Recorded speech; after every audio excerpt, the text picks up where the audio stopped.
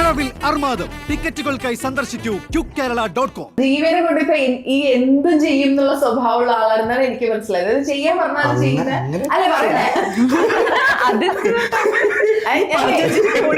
അത്യാവശ്യം stage fair ഒന്നും ഇല്ലാതെ അല്ലെ അത്യാവശ്യം എന്തും കാണുമ്പോഴാണ് സ്റ്റേജ് ഫിയർ ഇല്ലാന്ന് തോന്നുന്നത്. ഞാൻ ഇപ്പോഴും സ്റ്റേജിലേക്ക് കയറുമ്പോൾ എനിക്ക് വിറവലുണ്ടാവും, പക്ഷെ എന്റെ മുഖത്ത് കാണത്തില്ലെന്നേ ഉള്ളൂ.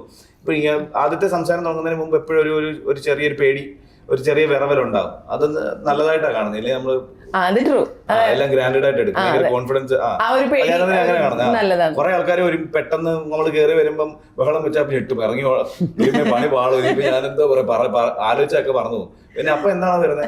അങ്ങനെ ഒരു കാര്യം ദൈവം തന്നിട്ടുണ്ടോ എന്തോ കറക്റ്റ് ആയിട്ട്? അല്ല, അപ്പൊ ഞാൻ ചോദിച്ചതേ, ഇപ്പൊ നമ്മള് ഇപ്പൊ സിനിമയിലാണ് പറയാൻ നമ്മള് നാളെ ഇന്ന ഷോട്ടാണ് എടുക്കുന്നത്, അല്ലെങ്കിൽ നാളെ നമ്മള് പാട്ടാണ് എടുക്കുന്നത്, നാളെ നമ്മള് ഒരു ഡാൻസ് ഉണ്ട് എന്നൊക്കെ പറയുമ്പോൾ ഇതിൽ ഏത് വന്നാലും ടെൻഷൻ വരും. ദൈവം ഞാൻ എങ്ങനെ ഒപ്പിച്ചെടുക്കും.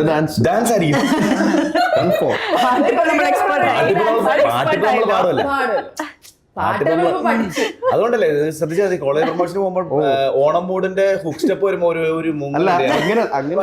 വലിയ സ്റ്റേജിലൊക്കെ കയറുമ്പോ തന്നെ ജീവക്ക് സ്റ്റേജ് ഫെയർ എന്ന് പറഞ്ഞ പരിപാടി ഞാൻ കണ്ടിട്ടില്ല. ഓടിച്ചാടി കയറുക, മൈക്ക് എടുത്ത് കഴിഞ്ഞാൽ പിന്നെ വേറെ ആർക്കും കിട്ടൂല. അപ്പൊ നമ്മളൊക്കെ ആ സമയത്ത് റിലാക്സ്ഡ് ആയിരിക്കും. പക്ഷെ പാട്ടിന്റെ പിള്ളേര് പെർഫോമൻസ് ചെയ്യുക, ഡാൻസ് കളിക്കുന്ന നോക്കുമ്പോ ഞാൻ ഒരു മൂലയിൽ പോയി നിൽക്കുന്നുണ്ടാവും. വേറൊന്നും കൊണ്ടല്ല, കേറി വരുന്നില്ലല്ലോ, ലേബൽ ഉണ്ടല്ലോ ഡാൻസർ റംസാൻ.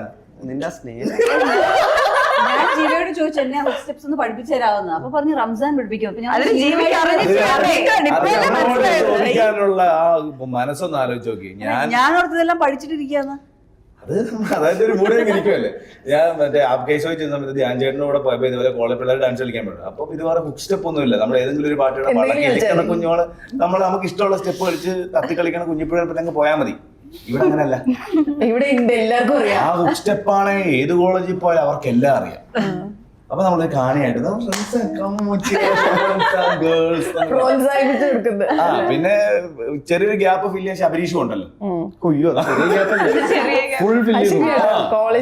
എല്ലാ പ്രൊമോഷൻസ് എല്ലാത്തിനും ഞങ്ങളുടെ കൂടെ ആക്റ്റീവായിട്ട് നിൽക്കുന്നവരാണ് ശബരീഷ്. അപ്പൊ അത് എടുത്തു പറയേണ്ട ഒരാളാണ്. പുള്ളി ഉള്ളതുകൊണ്ട് ഞാൻ മൈക്ക് വഴി ഞാൻ മാത്രമല്ല, പാട്ട് ഡാൻസ് ഒക്കെ ആയിട്ട് ശബരീഷ് എല്ലാം കിട്ടും. പാട്ട്, ഡാൻസ്, ലിറിക്സ്, കഥ, എല്ലാത്തിലും ഒരു പിള്ളേരുടെ കയ്യൊപ്പ് ഉണ്ടാവും.